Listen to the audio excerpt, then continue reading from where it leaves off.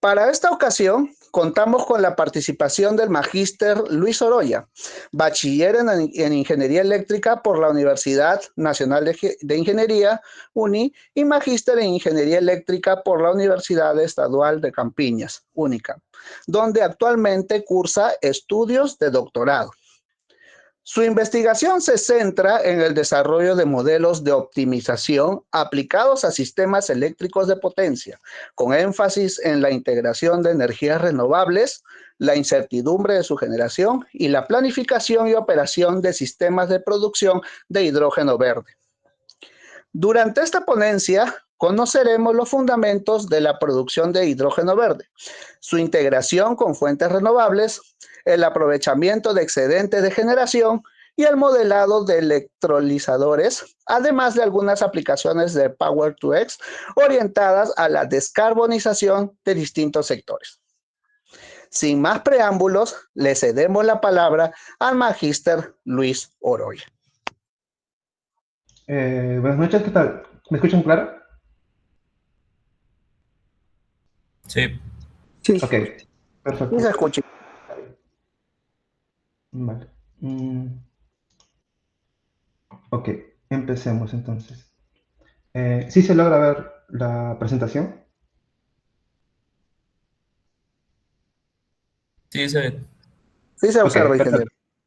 perfecto. Ok, perfecto. Entonces, buenas noches. Mi nombre es Luis Oroya y en esta oportunidad, primero, agradezco la invitación y la oportunidad para poder aquí compartir esta charla y también compartir lo que se viene trabajando aquí en la UNICAM. Entonces, bueno, es mi presentación. Soy bachiller en ingeniería eléctrica. También hice mis estudios de maestría en la Universidad de Campinas, donde actualmente curso el doctorado. Y actualmente mi, mi área de investigación está enfocada en desarrollo de modelos matemáticos de optimización aplicados en sistemas eléctricos de potencia, con énfasis en la integración de energías renovables, incertidumbre de generación y sistemas de producción de hidrógeno verde, específicamente la planificación y la operación. Con ello, entonces, vamos a comenzar. Pero antes voy a hablar un poco sobre el laboratorio en el cual yo trabajo, que básicamente tiene diferentes líneas de investigación, como el pronóstico de la generación renovable, vehículos eléctricos, también un poco de machine learning, con aprendizaje por refuerzo, y entre otras líneas, pero de las cuales las que van a importar ahora son la optimización, el tratamiento de la incertidumbre y el hidrógeno verde. Esto es importante porque nosotros, para construir una planta de hidrógeno, tenemos que tomar decisiones de inversión, por ejemplo, determinar las capacidades de cada uno de los componentes que conforman la planta, entonces tenemos que optimizar y como esta generación o producción de hidrógeno proviene de fuentes renovables, tenemos también que lidiar con la parte de las incertezas que están asociadas a esta generación. Y obviamente lo que queremos hacer es producir hidrógeno verde, por lo cual tenemos que tener conocimiento de cómo es que se produce esto. Pero empecemos con la primera pregunta. ¿Por qué hablamos de hidrógeno verde? ¿Cuál es la motivación que está por detrás? Entonces, con el aumento ahora y la integración masiva de energía solar y eólica que está ocurriendo en estos últimos años, básicamente la generación como tal ya no solo depende del despacho, sino también de condiciones meteorológicas. Si bien esto ayuda a la descarbonización, esto también introduce cierta variabilidad en nuestros sistemas eléctricos. Solo que no todos los sectores pueden descarbonizarse únicamente mediante electrificación directa. Por ejemplo, existen ciertos sectores en los que hacer el proceso de electrificación directa puede ser complicado. Por ejemplo, en el área de fertilizantes o también de transporte a larga distancia. Ante estas limitaciones es donde el hidrógeno aparece. ¿Por qué? Porque este permite conectar la generación renovable con otros usos energéticos e industriales. El hidrógeno como tal puede actuar como un vector energético. ¿Por qué? Porque nosotros podemos transformar la electricidad en una molécula de hidrógeno que después va a ser almacenada, transportada y finalmente usada. También puede actuar como un recurso de flexibilidad. A lo que me refiero es de que el hidrógeno como tal, este es producido en un componente llamado electrolizador y el electrolizador puede ser representado desde el punto de vista eléctrico como una carga controlable. Entonces, esta carga puede otorgar flexibilidad al sistema y también eh, ofrecer ciertos servicios auxiliares. Y finalmente, el hidrógeno puede ser usado como un insumo para crear otros productos, ya sea, por ejemplo, amoníaco, metanol o también biocombustibles, que es básicamente lo que engloba Power2X. Pero ahora, ok, ¿cómo es que se produce el hidrógeno? Nosotros sabemos que el hidrógeno como tal no se encuentra en grandes cantidades en el ambiente, entonces nosotros tenemos que usar ciertos recursos energéticos para poder producir el hidrógeno. En este caso, existen diversas rutas.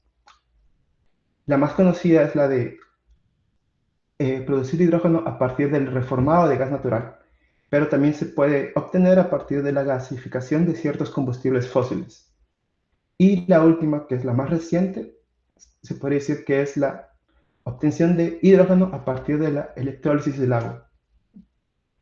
Cada una de estas rutas está asociada a una cierta cantidad de emisiones y también digamos que nosotros podemos clasificar las rutas con base a colores, como se va a ver a continuación.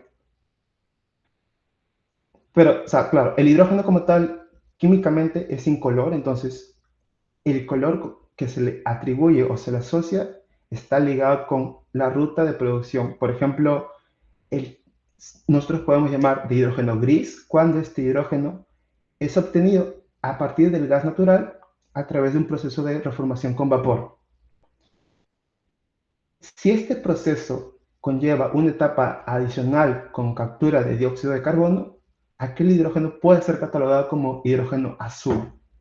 Y finalmente, el hidrógeno puede ser catalogado como hidrógeno verde cuando este es obtenido a partir del agua mediante un proceso llamado electrólisis. Y también considerando que aquella energía usada para este proceso tiene que provenir de fuentes renovables, por ejemplo, energía solar, energía eólica, energía hidráulica, entre otros. Solo que ahora, actualmente, existe una tendencia que es la de ir más allá de simplemente clasificar al hidrógeno por rutas, sino que también nosotros tenemos que considerar la cantidad de emisiones que están asociadas al proceso y también el origen de la energía, si por ejemplo fueron usadas fuentes renovables o no. Entonces, me gustaría dar a destacar dos conceptos que son importantes. Primero, hidrógeno renovable. Este básicamente es hidrógeno que es obtenido a partir de fuentes renovables, por ejemplo, la energía solar, la energía eólica, la energía hidráulica. Mientras que el hidrógeno de bajas emisiones es definido básicamente por la cantidad de emisiones que se emiten durante el proceso. Dentro de esta categoría, nosotros podemos tener el hidrógeno azul como el hidrógeno verde. Entonces, nosotros sabemos que el hidrógeno verde se obtiene mediante un proceso llamado electrólisis.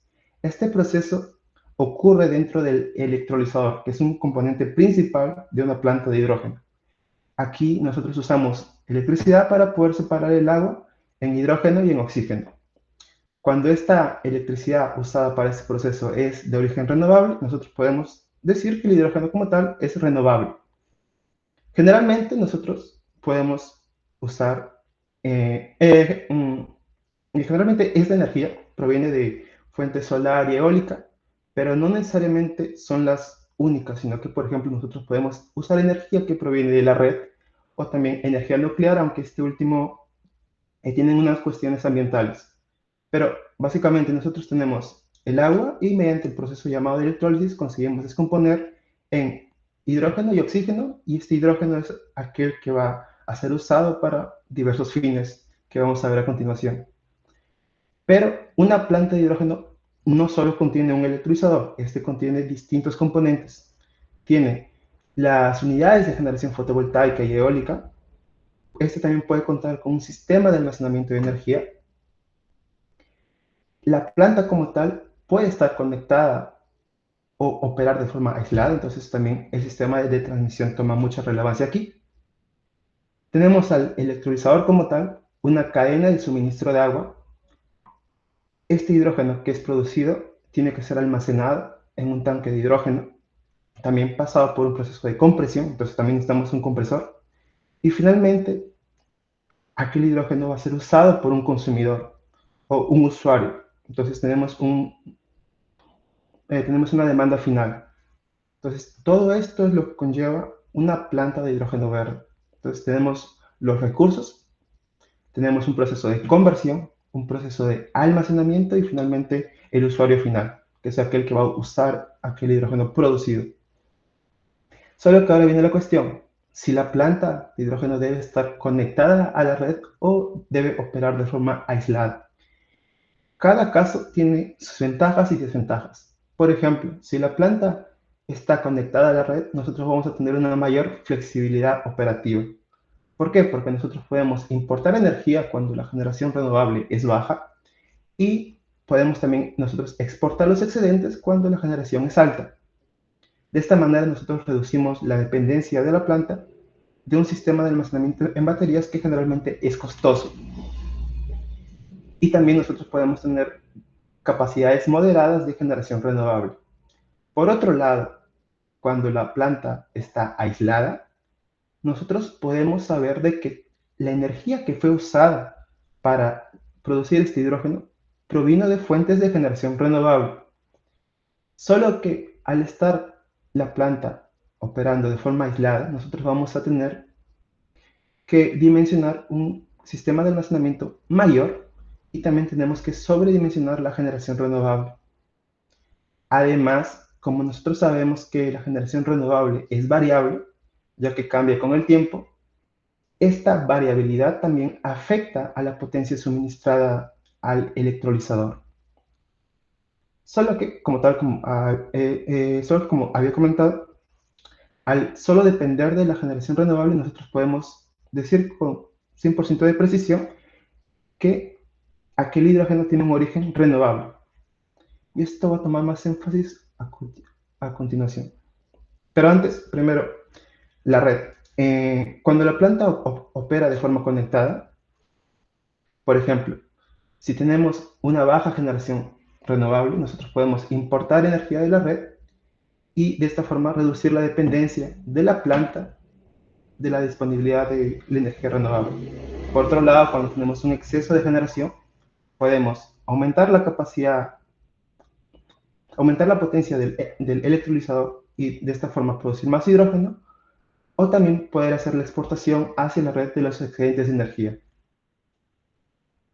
Solo que esto conlleva a un cierto problema, que es de que si nosotros producimos hidrógeno usando energía de la red, nosotros no sabemos si aquel hidrógeno seguirá o no siendo verde. ¿Por qué? Por ejemplo, si tenemos un electrolizador aquí en el primer caso, que está conectado solo a fuentes de generación solar y eólica, nosotros podemos decir que el hidrógeno como tal tiene un origen renovable. No obstante, cuando el electrolizador está conectado a una red eléctrica que contiene diversas fuentes de generación, ya sea solar, eólica, térmica y otras fuentes, entonces nosotros no podemos decir al 100% de que aquel hidrógeno producido proviene de un origen renovable. ¿Por qué? Porque nosotros no sabemos cuál de los electrones fue usado para producir aquel hidrógeno. Entonces tenemos que, si bien una planta conectada a la red hace que la planta tenga una mayor flexibilidad operativa, esto también conlleva una mayor complejidad para demostrar el origen renovable. Ante este problema, existen ciertos mecanismos de atribución para poder, en este caso, darle un carácter renovable al hidrógeno que es producido. Podemos usar certificados de energía renovable, podemos también usar contratos de suministro renovable, que son los PPAs. También podemos hacer ciertos balances entre la energía que es inyectada y consumida, y también podemos hacer una correspondencia temporal entre la generación y el consumo de energía. Por ejemplo, supongamos que nosotros inyectamos energía en cierto momento, entonces nosotros después podemos consumir energía y de esta manera garantizar un balance de energía. Solo de que si la correspondencia temporal fuese un poco más estricta, hacer este proceso requeriría usar tiempos ventanas temporales más pequeñas. Entonces, de esta manera, la operación de la planta sería un poco más exigente, lo cual podría afectar la optimización y también el consumo del electrolizador. Entonces, nosotros sabemos que para producir hidrógeno verde necesitamos fuentes de generación renovable, por ejemplo, la solar y la eólica. Solo que estas fuentes son variables, ya que dependen de las condiciones meteorológicas. Y también sabemos que en ciertas condiciones esta producción no siempre va a coincidir con la demanda. Entonces, bajo estas condiciones, nosotros vamos a tener ciertos periodos en los que pueden aparecer excedentes de generación. Solo que como el electrolizador puede operar como una carga flexible, ya que es controlable, nosotros podemos usar esos excedentes para poder transformarlos en hidrógeno y de esta manera poder aprovecharlos. Pero, ¿qué ocurre con estos excedentes? Lo que sucede es de que cuando se da el caso de que la generación supera la capacidad del sistema, entonces nosotros, digamos que caso ocurra que existan ciertas restricciones de transmisión o ciertos requisitos de seguridad y estabilidad, parte de aquella energía no podrá ser utilizada. Entonces, por tanto, aquella generación disponible tiene que reducirse. Este fenómeno es conocido como curtailment. Quizá ya hayan escuchado. Es un fenómeno reciente. Y, por ejemplo, sucede en algunos meses en el nordeste de Brasil. Ya la ONS, que es el organismo que se encarga de operar el sistema eléctrico brasilero, similar al COES, ya ha mostrado que ciertas restricciones significativas de generación eólica y solar afectan básicamente, y también existen limitaciones en la capacidad de transmisión. Entonces nosotros tenemos un exceso de generación renovable y tenemos restricciones para poder transmitir este exceso. Entonces, como no se puede de alguna manera aprovechar este excedente de generación, nosotros vamos a tener que hacer curtailment. Entonces, ante este caso existe la duda de si nosotros podemos aprovechar parte de esta energía para que así de esta manera evitemos reducir la generación. Solo que la respuesta no es tan simple. ¿Por qué? Porque no es que sea tan sencillo colocar varios electrolizadores, sino que esto depende de la logística, eh, un análisis económico como tal, si existe primero una demanda de hidrógeno, de la disponibilidad del agua y también de las localizaciones que se tenga en el sistema. Entonces, tenemos al electrolizador, que es una carga flexible. Este puede aprovechar aquellos excedentes, ya que se puede dar la oportunidad. Y de esta manera conseguimos producir hidrógeno. Este hidrógeno puede ser almacenado o puede ser también usado para atender alguna demanda en específico. De esta manera nosotros conseguimos conectar el sistema eléctrico con otros sectores energéticos industriales, ya que nosotros estamos transformando la energía eléctrica en este caso, hidrógeno, el cual es usado, por ejemplo, en sectores fertilizantes o también para otros fines que vamos a detallar más adelante. Solo que viene la siguiente cuestión. Ok, nosotros sabemos que la generación solar y eólica es variable. ¿Por qué? Porque la producción cambia con el tiempo. Solo que también nosotros tenemos que considerar la incertidumbre. ¿A qué me refiero con esto? Nosotros podemos entender variabilidad como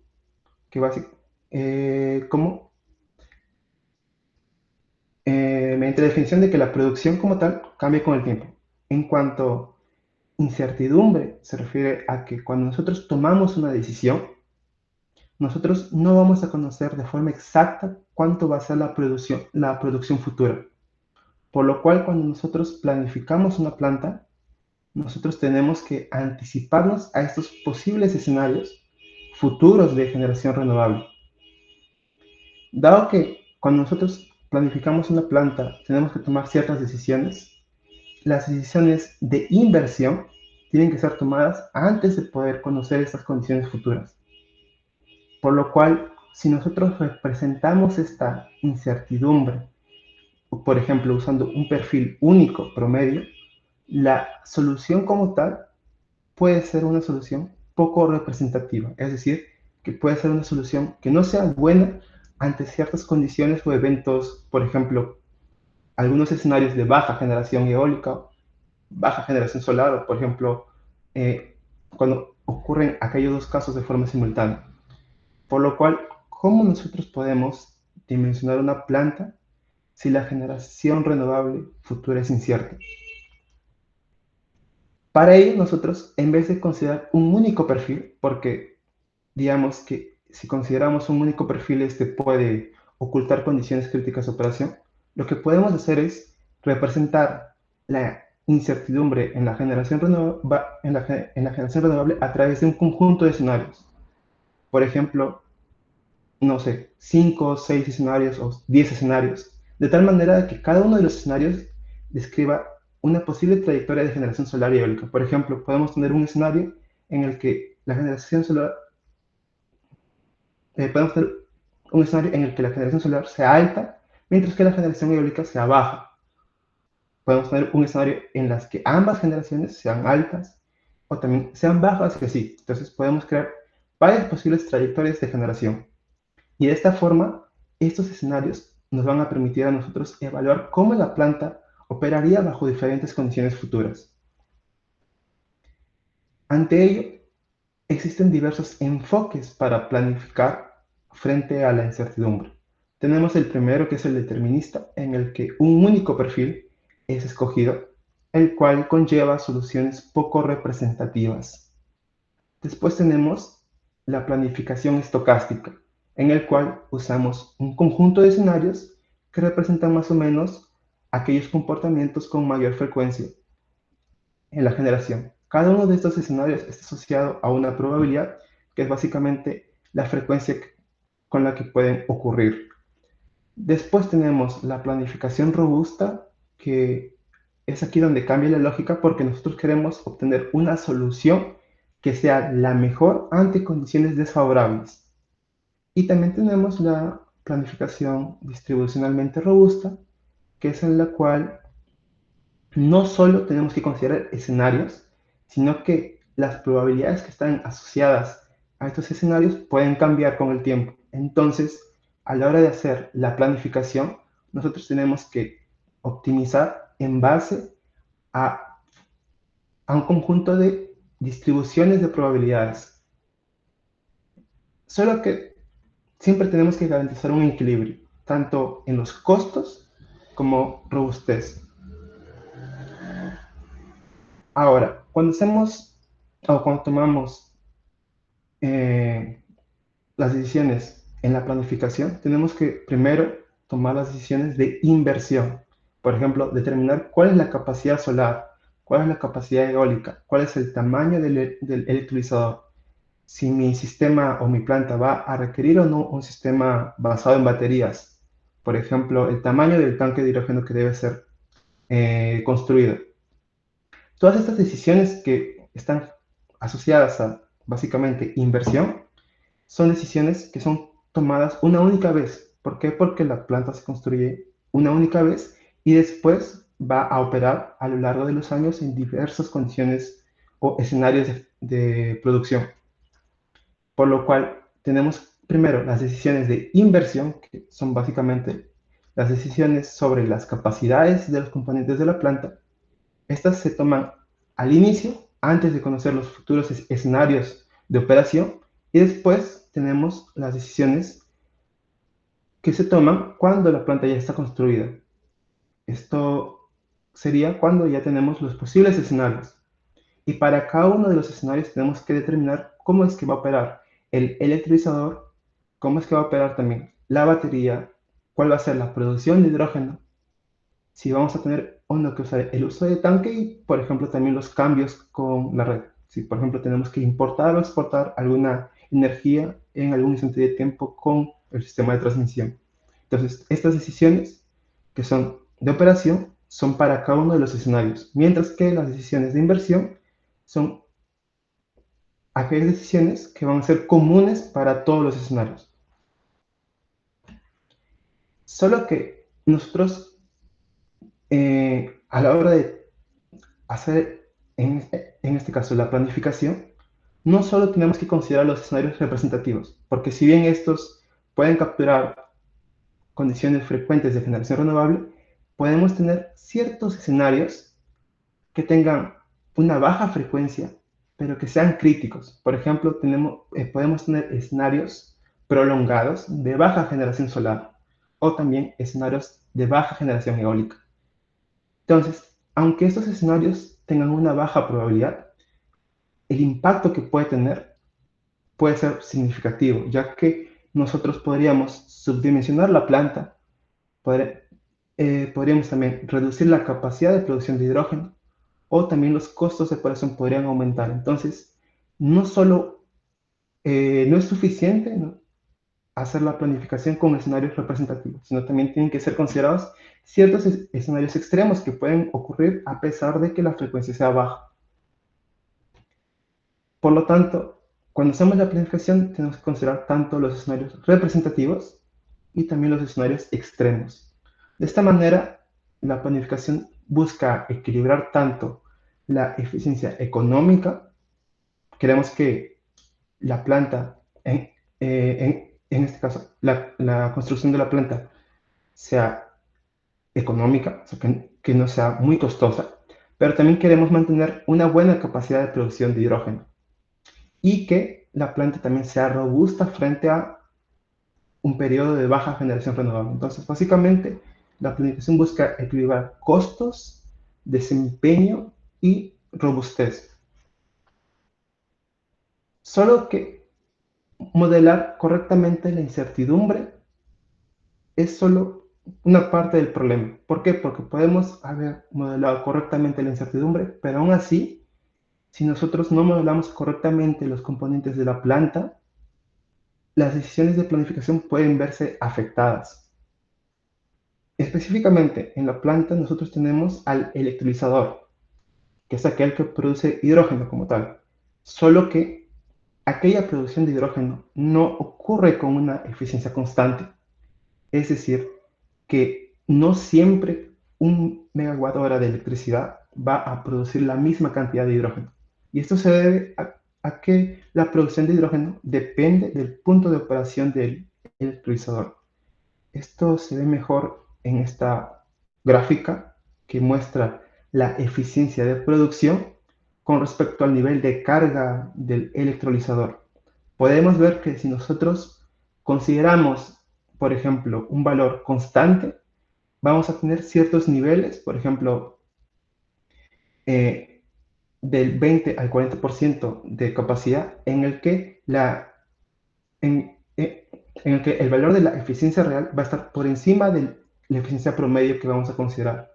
Por en cuanto y también de que si los niveles de carga fuesen, por ejemplo, entre 0.7 y 1, vamos a tener que la eficiencia real quedaría por debajo de la eficiencia promedio, caso utilicemos un modelo constante, por lo que nosotros podemos indicar que la producción de hidrógeno depende mucho del punto de operación.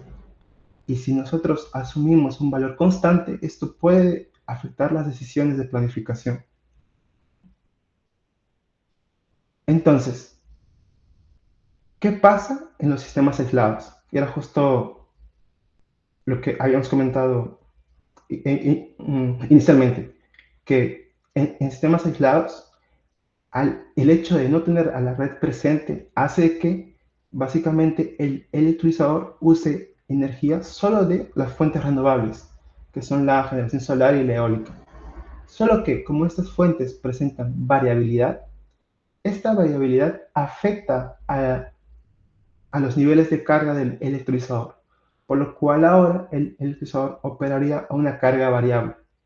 Esta carga variable afecta la eficiencia porque ahora esta pasa a ser variable y por lo tanto vamos a tener que también la producción de hidrógeno va a ser variable. Específicamente en los sistemas aislados es donde se ve que el electrolizador opera en un rango más amplio de niveles de carga, porque nosotros podemos tener ciertos periodos en los que tengamos una buena generación solar o eólica, pero también vamos a tener periodos de baja generación. y al no estar la red presente, aún así tengamos un sistema de baterías, el electrolizador va a tener que estar operando en un rango más amplio, por lo cual la eficiencia va a variar y esta puede modificar tanto la producción y las decisiones de planificación. Entonces, no solo, o sea, lo que quiero decir es que no solo en sistemas aislados es cuando es cuando se debe considerar un modelo más detallado del electrolizador, sino que también esto ocurre en los sistemas conectados a la red, pero con mayor frecuencia en los sistemas aislados, ya que al no estar la red como tal, el electrolizador va a presentar una mayor variabilidad, producto de las fuentes renovables. Por lo cual, si nosotros usamos un modelo de eficiencia constante, por ejemplo, el que vemos aquí, que para poder obtener la presión de hidrógeno simplemente multiplicamos un factor de conversión con la energía que está siendo usada en aquel momento, este modelo es un modelo muy simple, o sea, simplifica mucho todos los fenómenos que ocurren dentro del electrolizador, pero también este modelo presenta una menor complejidad computacional. No obstante, el usar este modelo puede llevar a sobreestimar la producción. Por otro lado, si usamos un modelo más detallado, por ejemplo, haciendo de que la producción de hidrógeno sea obtenida mediante una función de la potencia del electrolizador, este modelo va a tener una mayor fidelidad física. ¿Por qué? Porque básicamente la producción va a depender del punto de operación del electrolizador. Solo que esta función como tal es una función no lineal, lo cual conlleva a una mayor complejidad computacional. Por lo tanto, nosotros tenemos que recurrir a ciertas aproximaciones de tal manera que consigamos mantener aquella fidelidad, pero también hacer que el modelo sea o mantenga una tractabilidad computacional. Una de las muchas técnicas que existen y que están siendo usadas es la aproximación lineal por tramos, que básicamente consiste en que si nosotros tenemos una curva, que es como la que vemos aquí, que es la producción específica de hidrógeno, nosotros lo que podemos hacer es dividir esta curva de producción en intervalos en función de la capacidad del electrolizador y de la potencia, en este caso sería la potencia relativa. Entonces nosotros podemos dividir esta curva en intervalos de carga y para cada intervalo de carga lo que podemos hacer es aproximar la curva usando un segmento lineal. De esta manera nosotros conseguimos obtener, obtener una eficiencia variable para cada intervalo de la curva y también mantener una fidelidad como tal. Solo que ahí vendría la cuestión, si considerar más puntos, o sea, más segmentos para tener una mejor representación o considerar menos segmentos porque quizá conlleve a un mayor esfuerzo computacional. Entonces tenemos que siempre equilibrar tanto la fidelidad física con la tractabilidad computacional. Es decir, nosotros queremos modelos que sean detallados, sí, pero que también estos puedan ser ejecutados computacionalmente sin ningún problema y también en tiempos estimados. Por ejemplo, hicimos un estudio para la planificación de una planta aislada y también comparamos el modelo de eficiencia constante con un modelo más detallado en el que usamos la aproximación por segmentos y nosotros observamos de que justo el modelo simplificado este sobreestima la producción de hidrógeno en casi 3%, lo cual es un valor muy pequeño, sí, pero cuando este valor es llevado a la operación como tal, nosotros podemos obtener una sobreestimación en el beneficio de 19%, lo cual ya toma más relevancia. ¿Por qué? Porque puede afectar en este caso los ingresos y también los costos de producción del hidrógeno como tal. Por lo que el mensaje sería de que no es, o sea, no necesariamente un modelo detallado, o sea, no, no necesariamente es mejor un modelo detallado, pero sí es importante entender cuándo una simplificación deja de ser adecuada. ¿Por qué? Porque puede afectar tanto la producción como el beneficio obtenido por parte de la planta. Ahora, hasta ahora hemos visto que el hidrógeno puede ser usado, es usado como un producto final, pero existen ciertas aplicaciones en las que el hidrógeno es materia prima para la producción de otros productos. Y es a lo que se define como Power to Cheese, en el cual nosotros usamos energía para producir hidrógeno verde, pero a través de ciertos procesos adicionales nosotros conseguimos producir otros productos. Por ejemplo, podemos producir amoníaco, podemos producir metanol, podemos producir combustibles sintéticos eh, y también eh, hacer su uso en otras aplicaciones industriales. Por lo cual, Power2X permite conectar tanto la parte eléctrica, que es donde se obtiene la energía renovable, con otros sectores energéticos e industriales, que son como, por ejemplo, el sector de fertilizantes y otros sectores que demandan aquel hidrógeno verde. Por ejemplo, en el caso de la producción de amoníaco verde, el proceso es el mismo. Tenemos las energías renovables, la solar, la eólica, la hidráulica. Estas son usadas para producir hidrógeno a través del electrolizador. Solo que ahora este hidrógeno puede ser usado para producir amoníaco. ¿Cómo? Tenemos que combinar este hidrógeno con nitrógeno.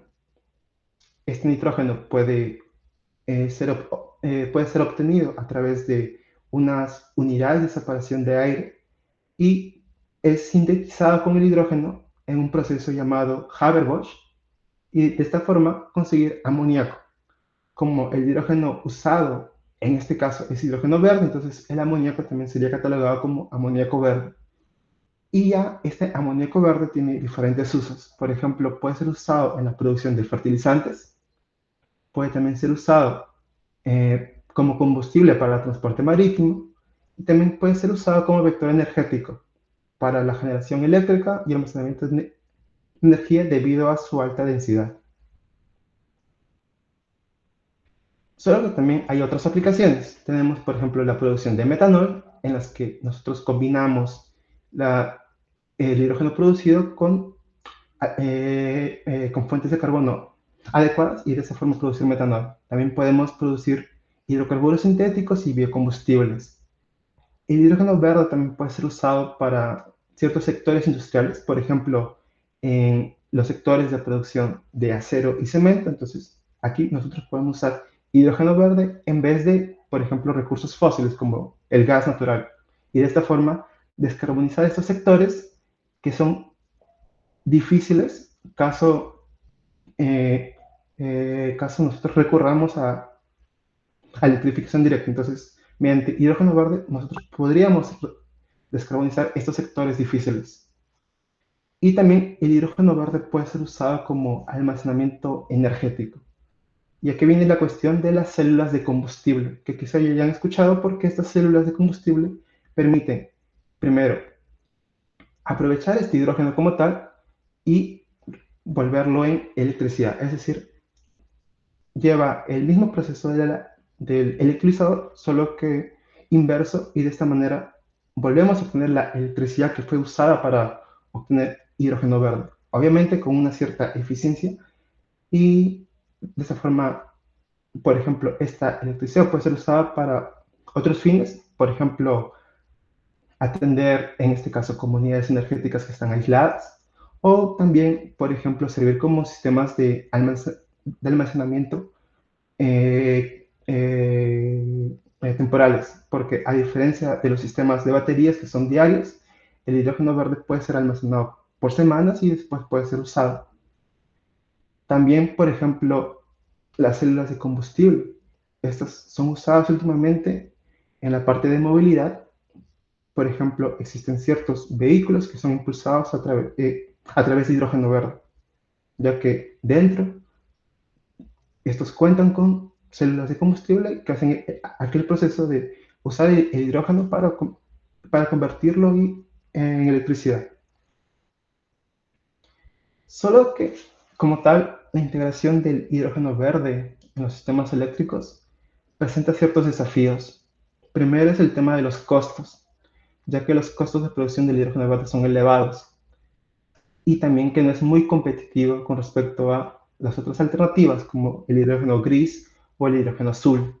Entonces, nosotros tenemos que reducir estos costos de producción, no solo los costos del electrolizador, sino también, por ejemplo, los costos de la electricidad que es usada para producir este hidrógeno verde. También nosotros tenemos que aumentar el factor de utilización del electrolizador porque de esta manera haríamos que sea rentable la construcción de las plantas de hidrógeno. Cuando las plantas, en este caso, operan de forma aislada, tenemos que también tener en cuenta que esto conlleva ciertos desafíos respecto a la incertidumbre que puede tener las fuentes renovables. Y si la planta opera de forma conectada, entonces aquel hidrógeno que es producido tiene que ser atribuido renovable usando mecanismos de certificación. Entonces también tenemos que establecer reglas y leyes claras en esta certificación y atribución del hidrógeno como hidrógeno renovable. Finalmente también tenemos que integrar este hidrógeno en diversas aplicaciones, por ejemplo, en la producción de amonio, que después va a ser usado para producir fertilizantes, o también, por ejemplo, en ciertos sectores para poder descarbonizar, ya sea, por ejemplo, en los sectores de producción de acero y cemento o en otros sectores como de transportes, porque ahí podría ser usado como combustible. Entonces, resumiendo la presentación, el hidrógeno verde como tal, permite integrar la generación renovable con nuevos usos energéticos industriales. Si la planta está conectada a la red, esta red va a aportar flexibilidad, pero va a dificultar, dificulta la atribución renovable, dado que la red como tal contiene una mezcla de diversas fuentes. Entonces, como que complica la atribución como tal y requerimos certificados o mecanismos de atribución. Ahora, cuando nosotros planificamos la planta de hidrógeno, tenemos que tomar en cuenta la incertidumbre, tanto en la generación solar como en la generación eólica, dado que un mal modelamiento de la incertidumbre puede conllevar a soluciones que estén subdimensionadas o sobredimensionadas, lo cual puede afectar los costos de producción. Después, el modelado del electrolizador tiene que ser muy detallado, ya que este puede afectar las decisiones técnicas y económicas. Y finalmente, que el Power-to-X puede mostrar que el hidrógeno no es solo un producto final, sino que este puede ser usado para crear y producir otros productos como el amoníaco, el metanol y biocombustibles. Esos son uno de los trabajos que fueron usados para crear la presentación y eso sería todo. Muchas gracias. No sé si tienen alguna duda o cuestión. Aquí dejo mi información para contacto alguno.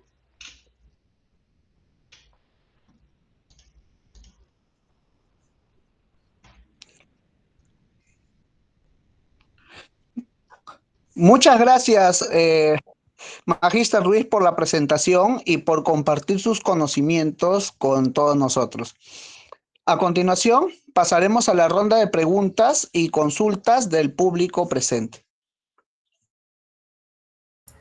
Buenas noches, ¿qué tal?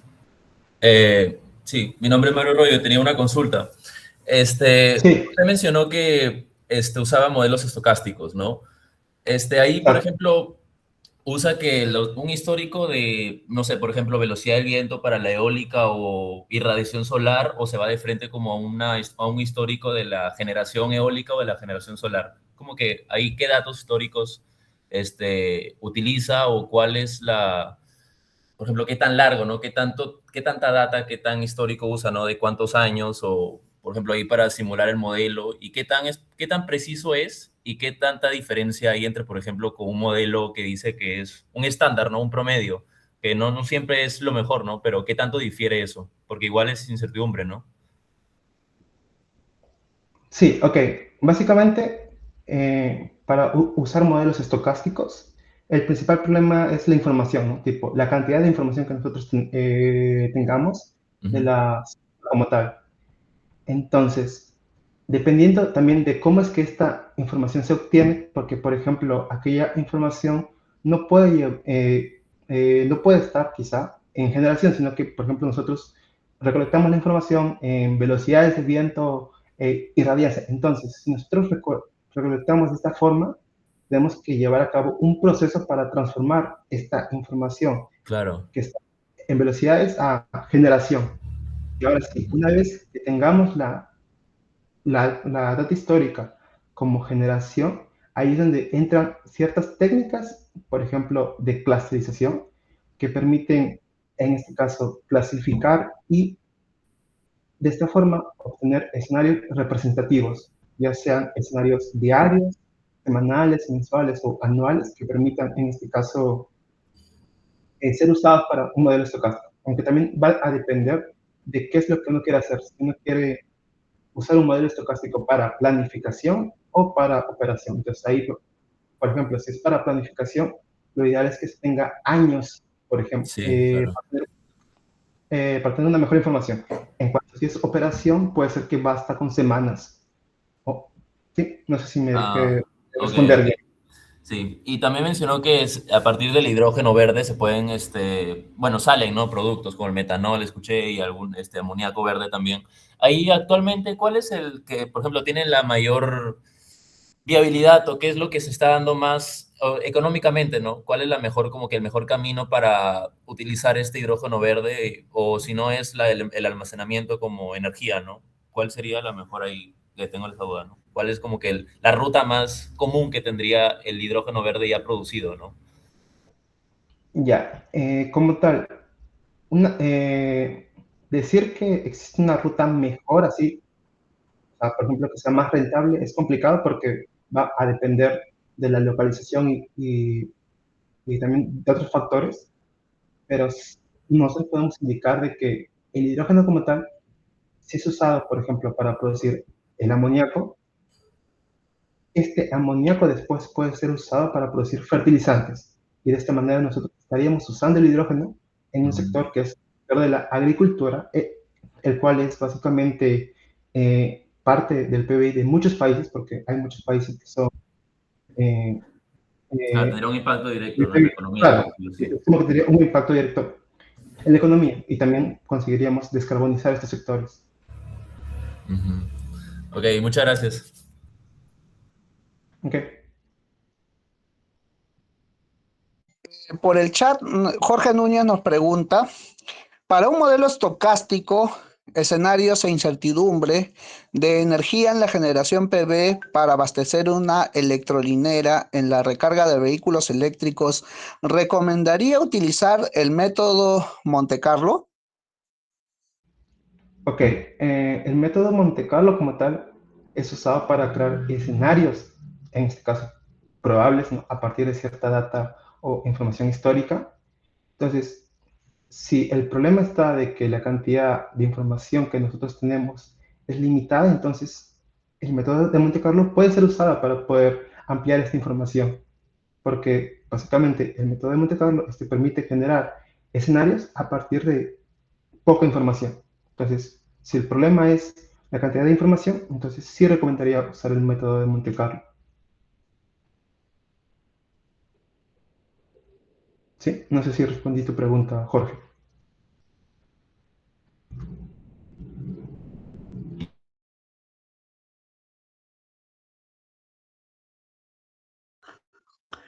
Muchas gracias. A ver si hubiera alguna u otra pregunta o consulta para que el Magíster Luis, el Magíster Luis pueda responder. Jorge Núñez vuelve a preguntar la siguiente pregunta. Nos dice, dado que la generación FB y eólica presentan variabilidad a lo largo del día y del año, ¿qué tan confiables son los softwares, por ejemplo, PBSIST, Homer Grid, NASA Power, entre otros, en la determinación de la potencia de la planta PV o eólica para el abastecimiento de una carga industrial? Ok, aquellos software como el PVSys, el Homer Grid y el NASA Power, estos usan datos meteorológicos y lo que hacen es convertir esos datos en datos de generación. Entonces, como sabéis, si la generación solar, fotovoltaica y eólica son variables a lo largo del día y el año, lo ideal es que nosotros tengamos estos datos de generación. ¿Por qué? Porque con estos datos nosotros vamos a poder determinar estos escenarios y de esta forma poder optimizar la operación o la planificación. Entonces, ¿qué tan confiables son los software? Sí son confiables. ¿Por qué? Porque usan datos meteorológicos. Y ya con eso nosotros podemos obtener los datos de generación o incluso también estos softwares permiten hacer la conversión ya directa. Entonces, estos datos de generación son usados para básicamente determinar la capacidad o el potencial de una planta solar y eólica. Entonces, sí, son confiables porque son datos meteorológicos.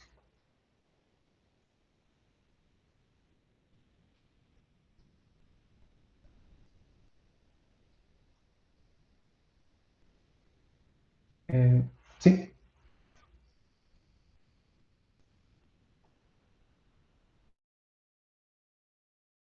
Muchas gracias. ¿Hubiera alguna pregunta o consulta adicional de los presentes?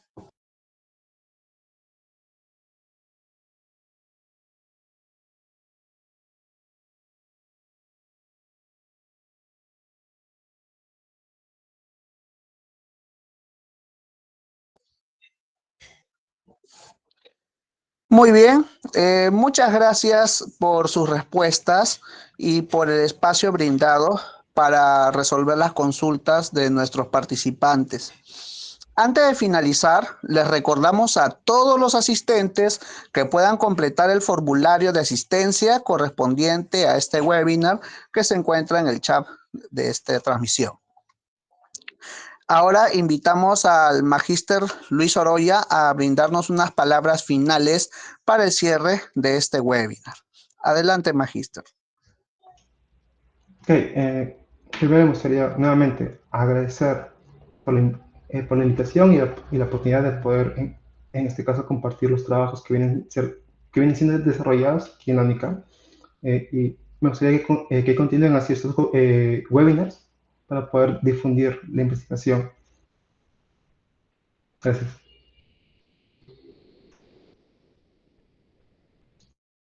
Muchas gracias, magíster Luis, por su participación y por compartir con nosotros su experiencia y conocimientos sobre un tema tan importante para el futuro de los sistemas eléctricos y la transición energética. Asimismo, agradecemos a todos los asistentes por acompañarnos en esta ponencia. Esperamos que esta sesión haya sido de gran aporte. Muchas gracias a todos y que tengan una excelente noche. Gracias a todos los presentes.